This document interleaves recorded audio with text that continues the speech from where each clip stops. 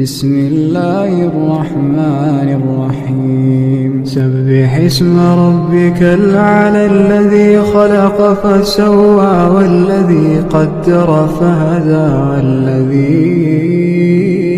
أخرج المرعى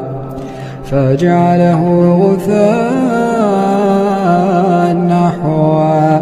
سنقرئك فلا تنسى إلا ما شاء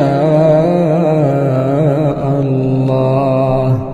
إنه يعلم الجهر وما يخفى ونيسرك لليسرى فذكر إن